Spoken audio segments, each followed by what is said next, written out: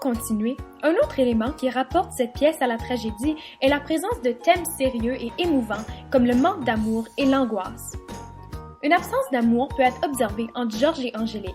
C'est évident que même s'ils sont mariés, ils ne s'aiment pas. En effet, un des éléments les plus tragiques de la pièce est qu'aucun des personnages n'est relié à un autre par une relation d'amour sincère. La plupart des personnages ont plutôt peur.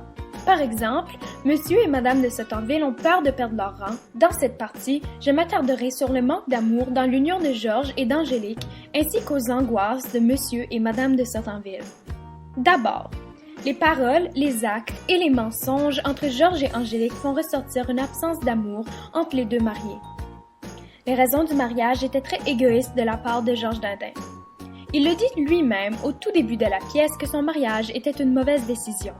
Il explique que mon mariage est une leçon bien parlante à tous les paysans qui veulent s'élever au-dessus de leurs conditions et s'allier, comme j'ai fait, à la maison d'un gentilhomme. L'alliance qu'ils font est petite avec nos personnes. C'est notre bien seul qui l'épouse.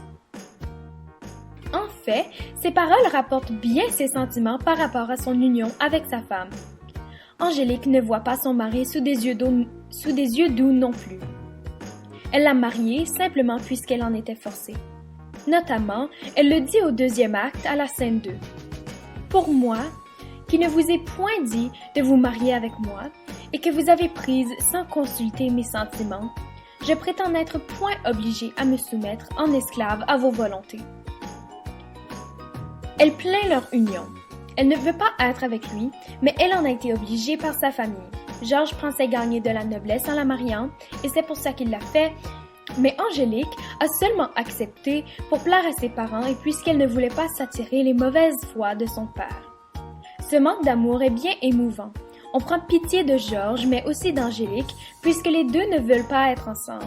Même si la pièce finit avec Georges qui est ridiculisé, aucun des deux n'est gagnant à la fin et ils sont tous deux mécontents de leur situation. Ensuite, on voit que les parents d'Angélique apportent une grande importance à la question de noblesse et qu'ils ont peur des accusations de leur gendre, puisque si elles sont vraies, leur honneur et leur nom seraient tachés.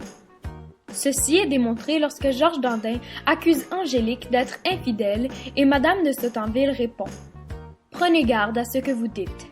Ma fille est d'une race trop pleine de vertu pour se porter à faire jamais une chose dont l'honnêteté soit blessée. » En disant cela, elle laisse entrevoir qu'elle a peur que ces accusations ne soient vraies. Cette peur est encore plus évidente lorsque Monsieur de Sottenville dit « L'honneur de notre famille nous est plus cher que toute autre chose, et que si vous dites vrai, nous la renoncerons pour notre sang et l'abandonnerons à votre colère. » Cette réplique est très lourde. Elle implique que si leur fille a fait quoi que ce soit pour faire mal à leur nom, ils ne la reconnaîtront plus du tout comme leur fille.